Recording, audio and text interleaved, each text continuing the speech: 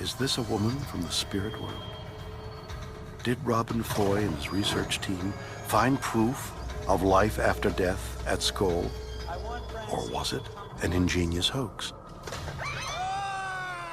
Hello, everyone. It's Susan Gerbeck from Psychics Explained.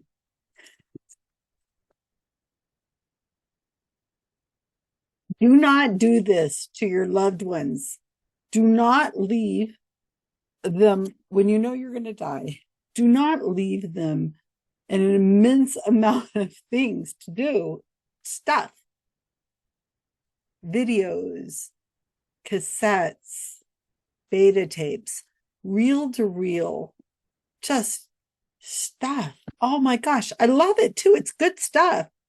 I mean, but oh my gosh, there's so much. Anyway, I've been spending the last few days trying to get everything downloaded, and I've got, I think, all the DVDs copied. Then tonight I said, I'm going to show all you guys out there the Scole experiment, which was a Weird or What with William Shatner that we did with Brian Denning, Mark Edward, and myself. And I'm looking at the video that I downloaded from Mark's DVD, and I am not finding anything. And sure enough, I go onto YouTube, there's the video, a complete thing. Mark had some edited version. I don't know what he had, but okay. So I'm not going to show you the film because you can go and look at it on the internet. I'm going to put a link to the video underneath this in the description of this box. What I'm going to do is I'm going to spoil some of the tricks and what was actually going on because this was so much fun. And I am not a mentalist. I have no ethics to giving away tricks. I'm going to tell you what actually happened and what it was about and how fun seance is to do. So my partner, Mark Edward, for those of you catching up, died August 4th, 2024. And I'm recording this, I always have to look, March 24th, 2025. And what you just saw was a brief clip from Weird or What. And William Shatner did the voiceover. And Mark thought he was just hilarious. He didn't show up at, anywhere when we were filming or anything like that. But it was the things they make him do in Weird or What were really hokey. But, you guys can watch that video yourself. Anyway, so I should probably look this up, huh? The Scole experiments. And I'm sure there's a Wikipedia page for it, and I'm about to reread from it. So the Scole experiment, Scole, is a place in England.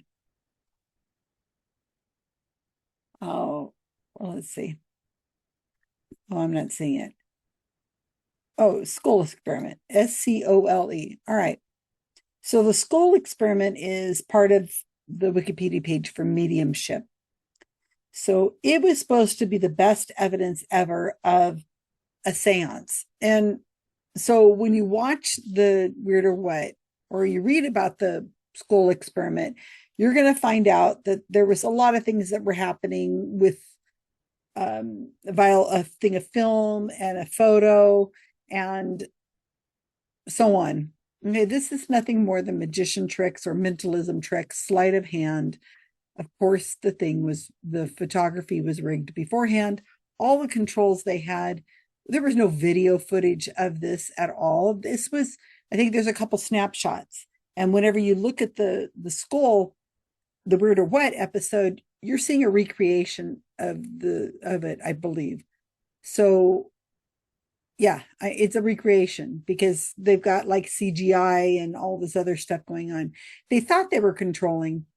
Possibly they believed that they were trying to control, but they weren't. See, what happens is they don't believe it. They won't bring in skeptics. They won't bring in anybody who's a magician or knowingly, or somebody who's like an actual skeptic who does this not for a living necessarily, because there's no way you really can't make much money at this. Almost nobody's been able to make money from this, being a skeptic. But somebody who has some experience in this, they don't do that because they bring in some friend of theirs who's a skeptic and a token skeptic, or they bring in scientists, and scientists don't know where to look. They just don't know. And all it takes is one person with an agenda, the ends justify the means, and they do the whatever it is. It's got really weak controls, and all things happen. It's magic. Okay, so I'm going to show you some clips, and then I'm going to show you a bit of the weird or what. It's, how long is this? 4 minutes 38 seconds. I'll stop and mention a couple things. But and then I'm going to show you some photos from what actually happened, and I'll tell you about what happened. All right. So let's do this. This should be fun. I've been looking forward to doing this for a long time, and I just hadn't gotten to it yet.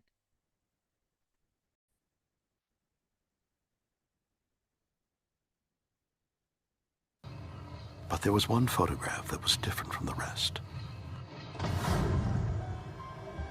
A haunting image of what seemed to be a woman's face. You actually see on this one areas of this person's face. Who is the woman? And how did her image appear on the film? Foy believes this chilling incident makes the Scole experiment the definitive exploration into the presence of the afterlife. The Scole experiment, I think, was very, very important because it went further than anybody had ever been able to go before in proving the real existence of life after death. Despite Okay, this is a TV show, FYI. Weird or What is a TV show. So the image that you're seeing there of the woman's face going in and out, they just did that for effect. It was just a still image of a person's face. It wasn't like Harry Potter where the image moves or anything like that. It was just a picture of a woman's face with all that other stuff. And when you watch the Weird or What clip, they have a photographer who explains more or less what's going on. Also, if you're interested in the history of mediumship and spiritualism, there was a photographer named William Mumler, who was one of these people who used double exposure. They might have not called it double exposure, like using like glass slides with an image already on it, and then putting it, and then taking a picture of somebody, and then you develop it, and then the image is kind of this ghostly image in the background. You guys have seen these photos. Maybe I'll do a video on it because it's fascinating. I love that. I'm a photographer. Don't know a lot about photography, but I know a lot about. Okay. All right. I don't know a lot about f-stops and all that other stuff, but I know a lot about how to take really nice portraits. Okay. Anyway, the point is, sorry, you all, I don't use scripts. I'm just not that type. So what's going on is the film is fudged. So who is that woman in the photo? It's just some woman that somebody took a picture of that had a photo. Could be anybody. It's just put on there, and it randomly ended up being something that was like in the center of the photo and all that. It's very fascinating. Well, I guess it didn't have to be randomly. They took the picture. Anyway, too long. So you like the image of the guy sitting there, and it's got the 3 crosses behind him in the background. Very, very clever. What you're seeing on the screen is there for a reason. So let's move on. despite his claims, many skeptics doubted the results. Did Robin Foy and his team of researchers make contact with the other side? Is the Scole experiment proof that there is life after death? Or could it have been an elaborate fake? One way to find out is to try it for ourselves. A UK research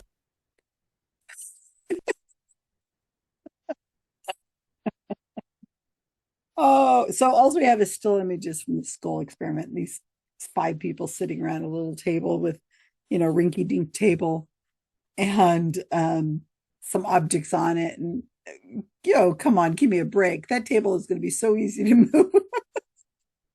When they did the table tipping back in the day, it's a rickety dink table. It's not even like a card table. They're tables that have like you breathe on it and it moves a little bit.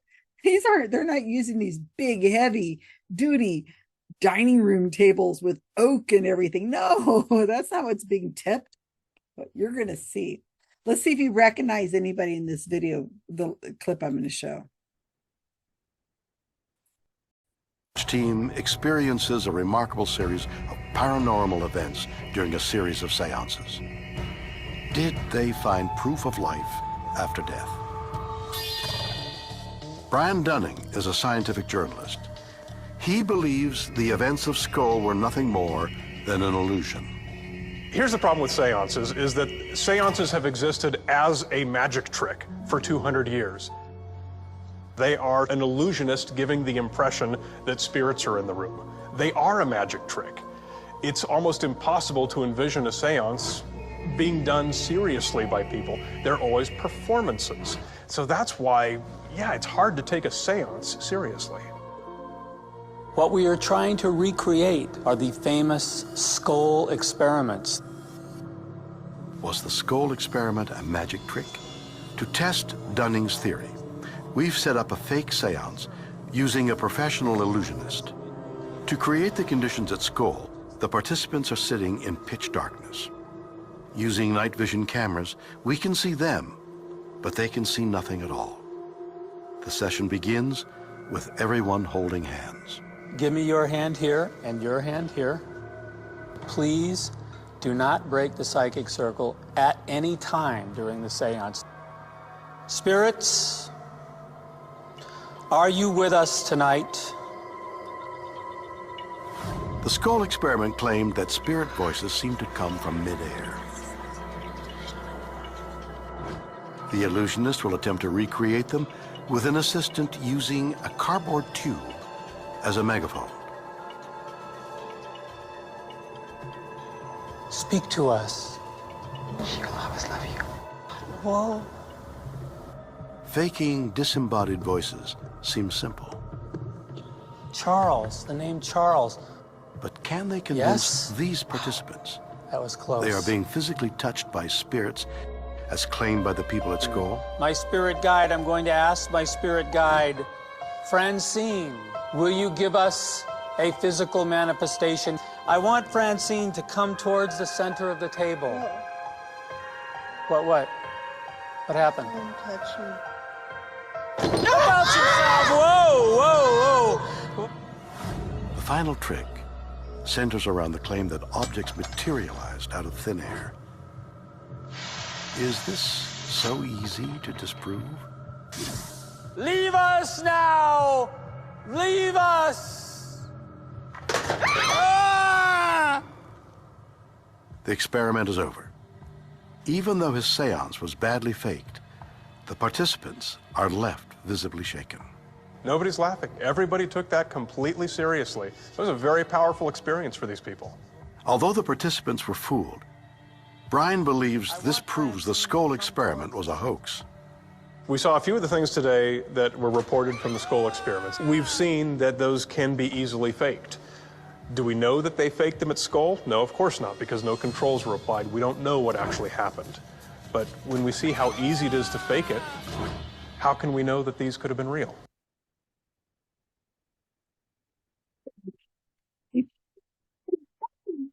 Mark Edward is the best mentalist ever. OMG. I know that for a fact. He is the most brilliant mentalist of all. We had so much fun. So let me spoil some of it for you. You sitting down? I hope you're sitting down. So Mark got this gig to do this Weird or What. He'd done one before that I'd been to. It was using spoon bending. I can't remember if it was before this or after this, but anyway, I've got a video for that and I can show you, but it's not spiritualism, so I'm not going to really. Now it's spoon bending. So, he was a magician, so he knows how to do sleight of hand and that kind of thing. So anyway, so I said, I lived a long ways from him. This was filmed in 2011. So I lived in California and he lived in California, but there are huge differences in space, many hundreds of miles in between the two of us. So I came down and they were going to film this. And we drove over to this abandoned looking warehouse, this massive, massive warehouse out in the middle of, I don't know, somewhere in LA. I don't know LA that well. It was just, there was nothing around except other warehouses. And I think it was a Sunday and there was no food. I know I was starving. We were eating food off of the camera people brought in some food. They had peanuts and stuff. I was just eating them, but we were super busy. That little segment you saw that was a couple minutes long, they showed on here, we spent hours filming 2 different seances completely and then prepping the seance. There was so much to do. And the first thing they did is whenever they got in there, we got there really hours before we started shooting. The warehouse, Mark wanted it to be pitch black. You couldn't see nothing. You could not see your hand in front of your face once he blew out the candle. I mean, it was dark. So these guys got up, the camera people, they got up on top of the warehouse and they blocked out any skylights up there. They went up there. I mean, they went way beyond. And so, I mean, they climbed on the outside of the building up onto the roof and put something up there. So there was no light anywhere in that room. And it had to be a pitch black seance. So now, what is it called? I can't think of the term. Mark used to say it all the time. A dark seance. Dark seance. I mean, you could do a seance with some light, of course, but that was a dark seance. So what you're seeing on this film, that is using night vision cameras. So did you recognize me? That was me. I was the spirit. I was the helper. Oh God, that was fun. I think it was the first time I've ever done that. So we only met in 2009. So I'm wearing all black, like all black. I had a hoodie with holes cut into it and everything. And we realized I didn't need to be wearing all black. You couldn't see anything in there. So let me show you some photos. All right. So I can set the stage for you guys. So it was a film studio. It was a place for a film studio. So I've got some photos here. Let's see if you guys like this. How do I make this a little bit bigger?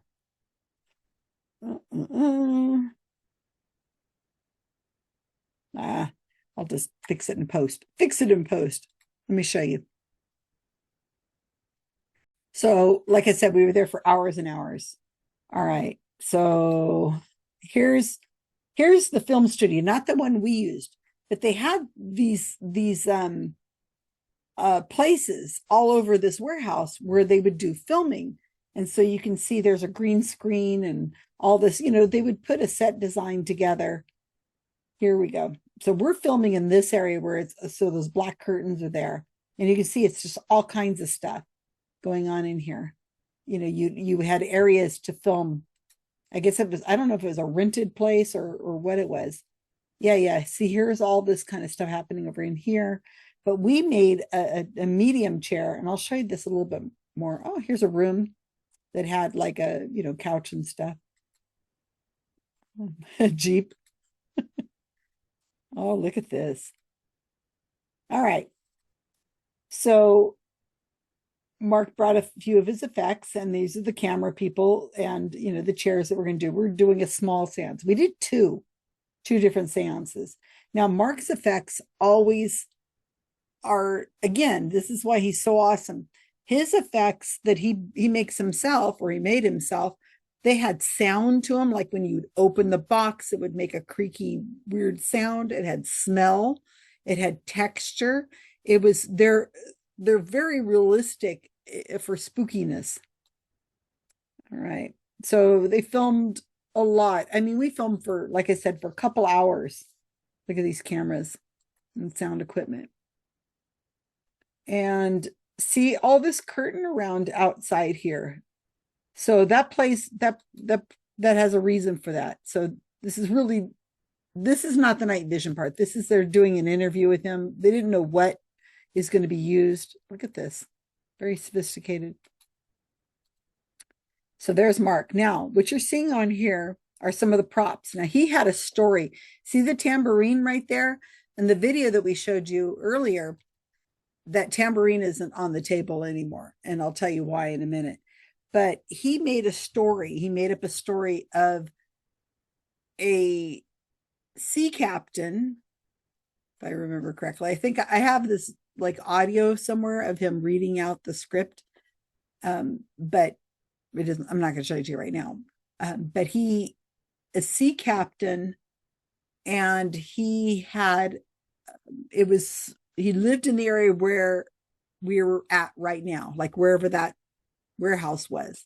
And his story was that the sea captain had lived there before and a long time ago, and it was a field, and there was all this grass growing in the field, and his house was there, and he was a musician. And I guess a little girl went running in the field and she disappeared. I don't know if she fell in a hole or what, or if it was the sea captain got her, or I really don't remember, you guys. Now, Mark didn't do, at least not any after I knew him, he didn't do real seance with like channeling somebody's real dead person. They were always made up people. And it was all the time I knew him, it was all wink, wink, nod, nod. This is just, mentalism. And mentalism, seance, is an art form, and it is an act. It's wonderful. It's like going to a play or, something just right there in front of you, and you can really get into it, and you can feel the hairs on the back of your neck tingling, and you can smell the smells, and people get scared and they jump, and then it gets cold and all of that stuff. It's an act, guys. It's an act. So just like Brian Dunning, who's a very dear friend of mine and was of Mark Edwards as well, he has a very popular podcast called Skeptoid. You got to check it out. Anyway, so we've been involved with Brian Dunning for years. He is just a polymath as far as all of this history of stuff and everything, pretty much everything. So they hired him to come in and watch the video of the seance, the 2 seances we did, and then he gave his commentary. And what he got, like 12 sentences, 10 sentences, and they shot him for over an hour. And then they cut it down to whatever they want. That's how editing works, and that's how it is, and that's Hollywood, folks. So let's go back over here to these photos for a second. I can't even remember what's coming up next, so hopefully it isn't too weird. There's Mark, the 2011. He's got his black tie. What is this?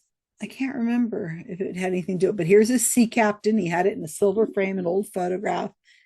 And I have all this stuff. Everything here on the table, I think I still have. I have to remember that.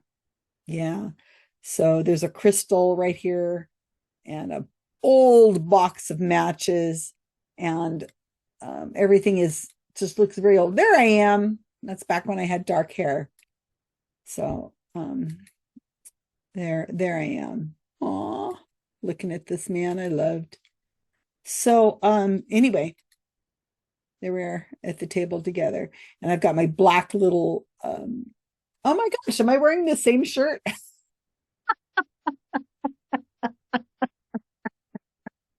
wearing the same shirt right now.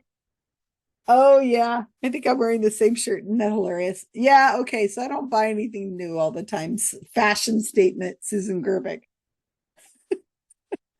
So you can see these rickety chairs, but Mark's got this really awesome chair that's got a high back on it, and that's important for what's going on. Okay, and see all this fabric around over here? That plays a part in what's actually going to happen as well. So yeah, see the back of his chair? It's this nice solid back of the chair has a nice look to it. And there I am on my costume. Okay, so I guess I have a shirt, something over. And I had to take my socks. I'm just in my socks, black socks, because I couldn't say anything. And I had this mask, a ski mask we cut holes in, or I think they were there. But I was trying to hide my eyes. So I actually had something on underneath and I cut into it. And black gloves. I mean, I was all out black. So this fabric right here in the wall you're seeing, it parts. You can go through that and then be on the other side, but it's kind of hard to tell because the way the folds are in the fabric. Here's the French horn. I still have that. I have that bell. I have that tambourine and the candle, and I'm sure I have that box somewhere. There's Brian Dunning and Mark in front of the green screen. Oh, he's filling out his forms. And Mark wanted this photo. He's like, come take my picture. Come take my picture. And there I am with the film crew stuff. That's so fun. And they made me sign. I had to sign off a waiver because my face is showing in one of the picture in some of the video, or they thought it might be showing because I had to use that tube. I had to take my thing off and you could sort of see my face. So they made me sign some sort of form saying that, I'm in the picture. Brian, he's a knucklehead.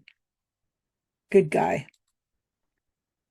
All right, and this is Brian watching. So Brian wasn't there when we were filming the seance. He wasn't there at all.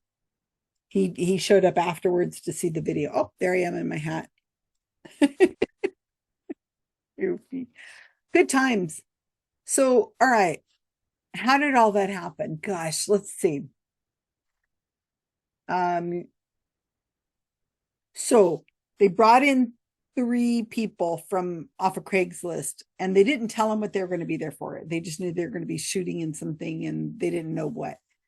So they put him in this little room ahead of time, and then they bring him in, 3 people sitting down like this, and they don't have any clue of what's going to happen.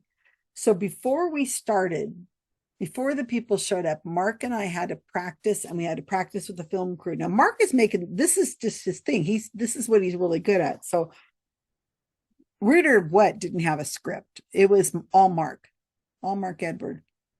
So what happens is when the lights are out, you really can't see anything. So how are you going to make things happen? And how am I going to be able to make things happen if I can't see anything either? So what we did is we rehearsed it where I wore all that clothes. It was cold too. My feet were freezing cold in that area, but it was fun. So I was game. And the objects, the cardboard tube and the French horn were behind the curtain where I was. So whenever the people came in and sat down and Mark did his induction, because you've got to do an induction. That's all mediums do. All psychic mediums try to do some kind of induction. It could be a prayer. It could be like a disclaimer, like, oh, not always everybody comes through, and and that kind of stuff. But they do some kind of induction to let you know, to lower your standards, or they'll say you might feel a cold, or you might feel something, or they're priming you. That's what it's called. They're priming you. So Mark's going to do his priming with the candle lit, and then the psychic circle.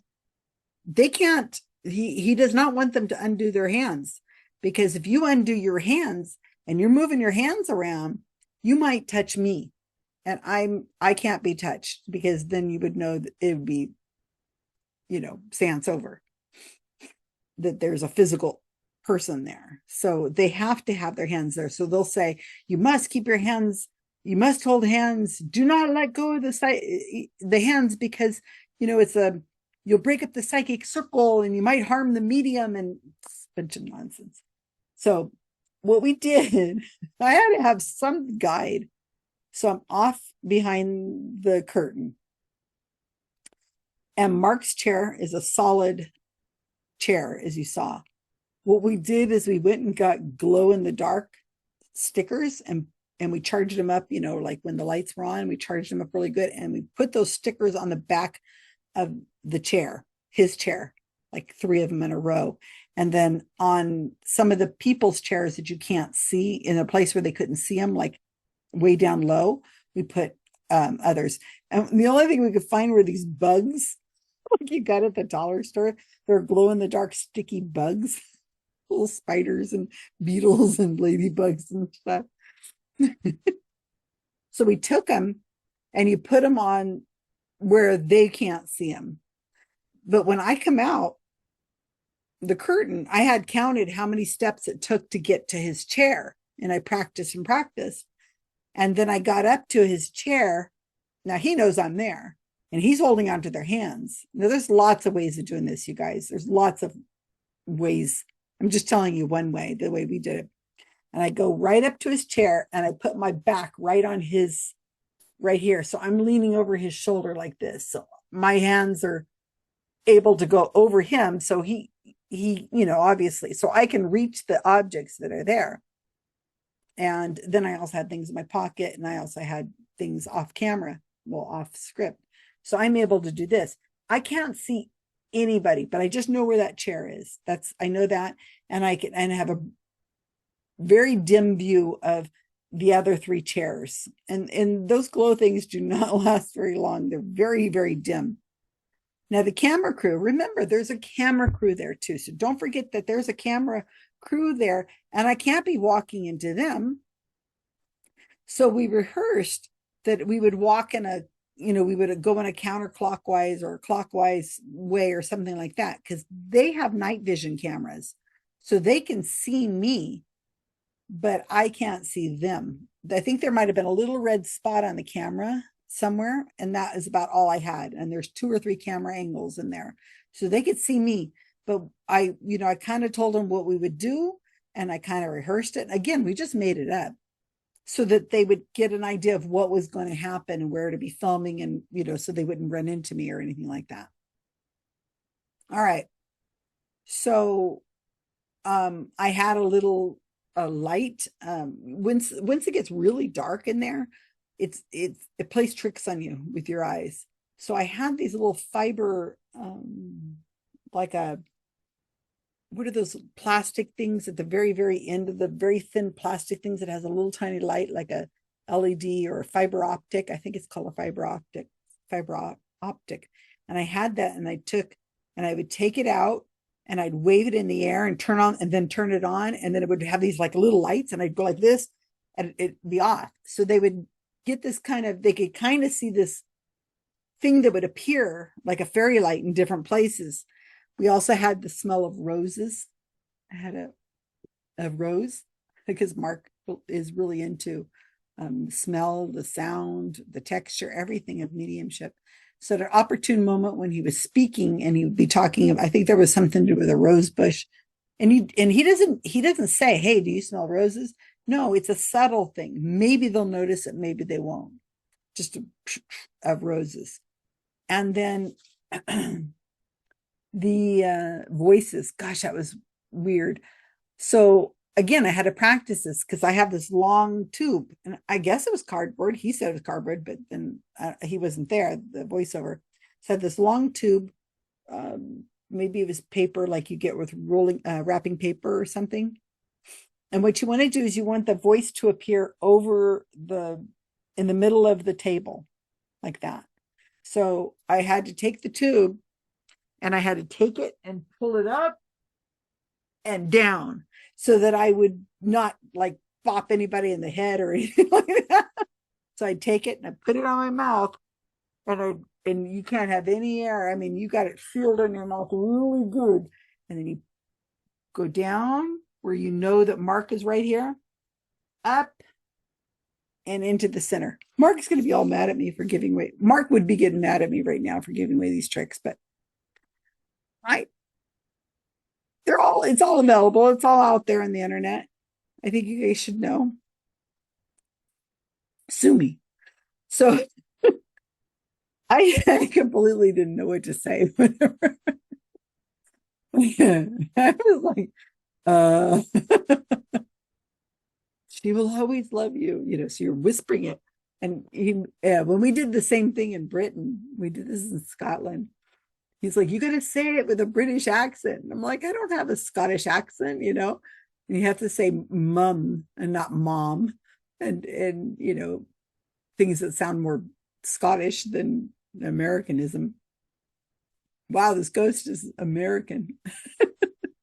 So it does. It makes it appear the voice comes out over here and the way it's said. So it comes out, right in front of the person. They hear the voice and they know they have a good table right in front of them. And it was a pretty sturdy table too.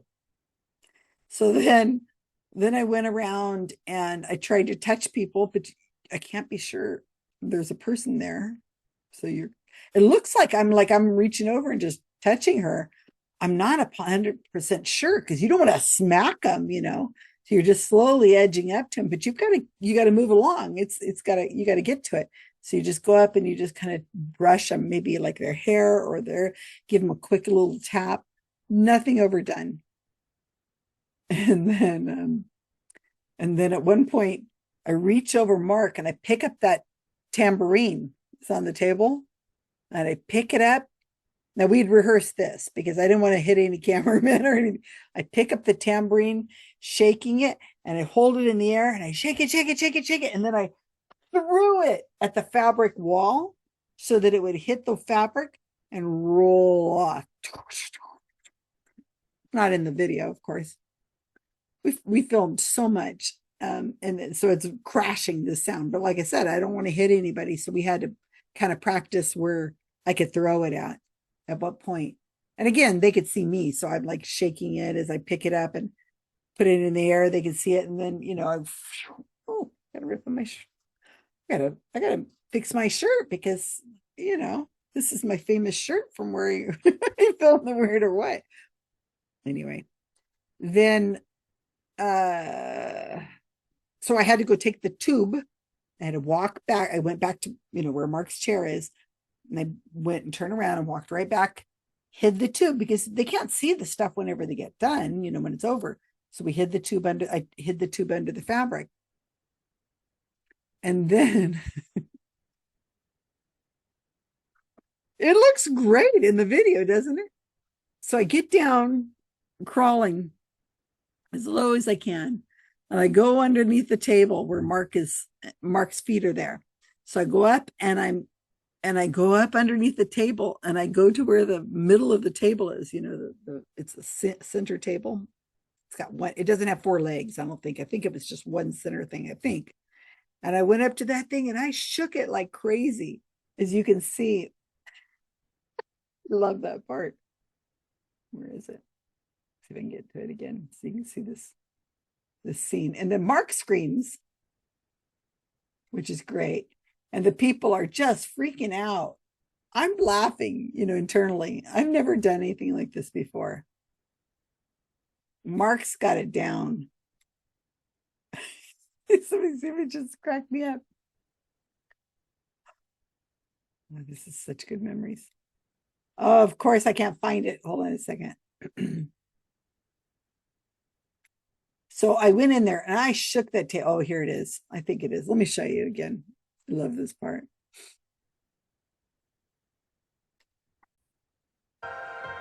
About yourself. Whoa, whoa, whoa. The final trick. Taking it as hard as I can. And don't want to touch anybody's legs or anything either, right? So they don't know what to expect. I'm serious. There's nothing there. These people are holding on because they're told to, because you do what you're told. and then at one point, one of them, this doesn't show, but my God, it was so crazy. So here's Mark. Okay, imagine this. Here's Mark. He's sitting there and he's holding these people's hands, right? And he's not letting go. So at some point he backs up a little bit and then he slowly starts picking his hands up like this. And he's like, pull me back down. Pull me down. Pull me down. Up in the air like this. So these people's hands are up in the air like this. He's holding to, and he's going, pull me back down. Oh. Like like he's levitating. He says that I don't remember if he did in this situation. I mean, I wish I could get all this footage. He says that he's done it or he's no, another mentalist, where they do is they get on the chair and they stand on the chair and they've got these people's arms.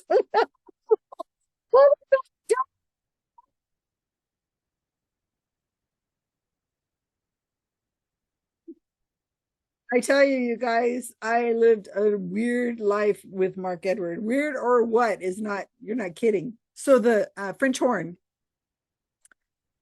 let me show you again. Now, take a look at this again.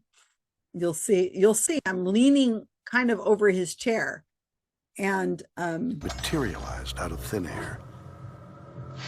Is this so easy to disprove? Leave us now! Leave us! Ah! The experiment. See how it's still sitting there on the thing, but the tambourine's gone. It rolled off somewhere. I'm back over here in this corner off into the side. And Experiment is over. Even though his seance was badly faked. It was not badly faked. Come on, Shatner. I'm going to meet him. I'm going to meet him somewhere someday, and I'm going to tell him it was not badly faked. That was brilliant. And so Mark just ends. Oh, so I'm leaning over him. I had gone and gotten the French horn and came forward, and I don't know where the table is. I can sort of, I guess. Well, I'm holding with two hands, so I know where Mark's chair is. Lean onto Mark's chair so I could feel it against my body, and then lean over and drop it. I didn't want to hurt anybody, so I just dropped it. I guess you can see it like about this far, enough to make a noise. And then Mark yells, they yell. So, of course, it was wonderful. And then when it's over, this is another thing that Mark used to do. He would come out of it, like the lights would come on, and the camera people said nothing. We'd practice that too, just say nothing. So Mark comes out of it like this, at one point, I think he's like laying he'll lay down. I can't remember if he does it in this one, lays down on the table, like he's out, like, what was that? What happened? Oh my gosh, I'm so drained or whatever. And then they're all looking at each other because nobody's saying anything. So the lights are up. Mark just kind of looks around, gets up, walks out. And I'm behind the screen. So you got these three people sitting there. What the heck just happened? The cameramen are just putting it together, the last of the cameras, and they're saying nothing. So those people were just stunned. I mean, stunned. They were scared. Oh my gosh. And so they interviewed them afterwards. And none of that made the screen. I've never seen the interviews, but I heard the interviews. And I mean, I was there, and then we watched the tape of them being interviewed. Those people were terrified. And of course, when the show comes out, they know that it was all hoax. But Mark or Brian, one of them went to one of the women, might have been the woman that was the last on the screen, because she had really freaked out. And so they went and had a private word with her afterwards. So what happens is, and I might have told this story before, what happens is Mark is taking, during the priming, and he's telling the story, he's taking objects out of that box. Like he takes the bell out of the box, and he takes the picture frame out of the box, and he sets this all down, and he's telling the story. Well, inside the box was the straw, really dry straw, like old grass. And so when he took out the bell or the frame, some of the little grass got onto the table. So when it was all over, the people thought he had materialized the grass because it wasn't there before. It was there before, but they didn't remember it being there before. So they materialized the grass, because remember I said there was a grassy field. And then another thing that happened that was really creepy is, so he's lit the candle, and then he blows it out. And then in all the disturbance, the candle fell over. It was out, but the wax fell onto the ground, and one of the people on the table, remember there was 2 sets of seance. So the wax fell onto the table, and somebody said you can see a face in that wax. Yep. And then it's an old warehouse. So another thing that happened is a spider came down and landed on the table. And so whenever it was over and the lights went up, there was a spider on the table, and this lady freaked out by spiders. She said, she was terrified by spiders, and she thought he'd materialized a spider or something, and that she was having dreams. That's the one that Mark or Brian, one of the two, went and had a private word with her before she left. That, he said, just let this is all faked, and he's a professional mentalist, and when you see it in the show, you'll find out. But they were telling these stories as they were going back around and being interviewed about how they were touched, how they felt really cold at points. And, the things that happened in the seance that were the creepiest to them were not things we planned. It was their own imagination. They used pareidolia. Well, you don't use pareidolia, but pareidolia is whenever you see, because we're humans and our human brain likes to find faces and things. So you see objects that have a face in it. So, or the spiders or whatever, the relevance they had signs, right? This is what the world of the believer, the motivated believer, believes, that they're getting signs. And so what else happened? So, so we materialized the French horn. Oh my gosh. I mean, after the first seance, as I was doing the first seance, like I said, it was the first time I've ever done anything like that. I'm thinking to myself, this is so hokey. I feel like I'm at Disneyland or something. There's no way anybody's believing this. But then they were screaming and like real. I was really shocked, thinking, well, this is so obvious. It's obviously a person walking around making these things happen, because how else would it be? But it feels really real when you're in a black, dark seance like this, where you're inducted into it. You've got this priming. You may have belief in the afterlife or the paranormal. And then it's so dark that you can't see anything. It's a very fascinating phenomena. You're with strangers. You don't really know what's going to happen. And so they're not lying. They're not faking.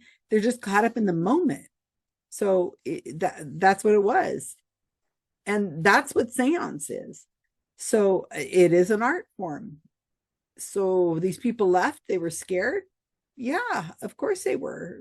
Like I said, the woman who was the most scared, she was explained to, but I'm sure they left scared. And that's just the nature of the art. If they had known they were going to a seance, that'd be different, I guess. But it was a TV show, and once the TV show came out, they knew what happened, because I'm sure they all knew, because they all had to sign off on it and they're looking for it. So I don't know. I don't really know if we made some restless, sleepless nights, or they went home and started thinking about it and said, wait a minute, why was it so dark that you couldn't see? Why did they have to have infrared light? I mean, night vision, might have figured it out. I don't know. So as you saw, it's very short, but we were there for hours and hours and hours. We got there in the morning and we didn't finish till mid or late afternoon. 2 sets of seance people went through. They interviewed them, and none of that showed up on the film. Brian shows up, and then he watches the footage, and we watch it too. And he gives his comments. It's cut down to just a few sentences. And this is how it works, you guys. So when you see TV shows or anything of the sort, these are edited, and there's a lot going on behind the scenes that you can't see. I mean, when I was married and we went down to Los Angeles, and we went on The Price is Right. I wanted to see what that was. I'd always watched The Price is Right when I was little. And we get there, and you have to get there. I think we got there at 6 a.m, and we were like almost the last people to sit down. People start showing up at 4 a.m. This is with my then husband at the time. And it's like a party in line. You're just there for hours, sitting there out in the area, and they're regulars. There's people who show up all the time. And then you go in, you get interviewed for about 30 seconds, if even that, like 10 seconds. And then you go into the room where they film it, and it looks so nice from TV, but you're looking at these chairs are rickety, everything's old and falling apart. And then you've got the stage where Bob Barker and his beauties were, and they look fantastic.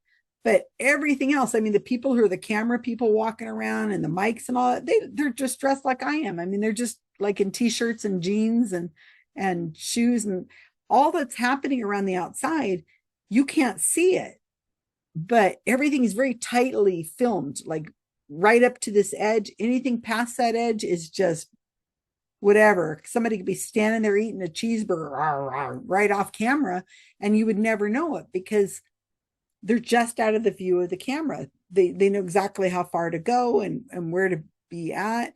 And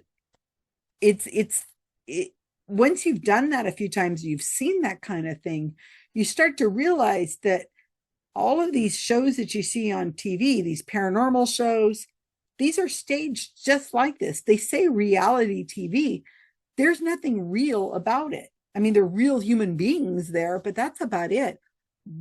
There's a camera crew filming, but you don't see the camera crew filming. They're there. So it's not somebody alone by themselves, unless they put up the camera by themselves.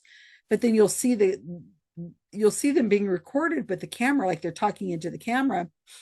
But you'll see them talking into the camera, which means there's another camera somewhere else filming them talking into, and you can see the camera. You know, there's multiple cameras going on there. And then the editing, like you saw right now, oh my gosh, it's edited down to just this very little tight thing, and it's put together in such a way to have the highlights, even though there was so much going on and so much good stuff. So I hope you enjoyed this. I ruined it all for you guys. I'm sorry, the magic behind it. I should give a disclaimer at the beginning, huh? If you don't want the magic spoiled. Spooky. I was going to film this with the lights out, but then I just end up being like Neon Susan here. Back when I had black hair, because I had dyed it black.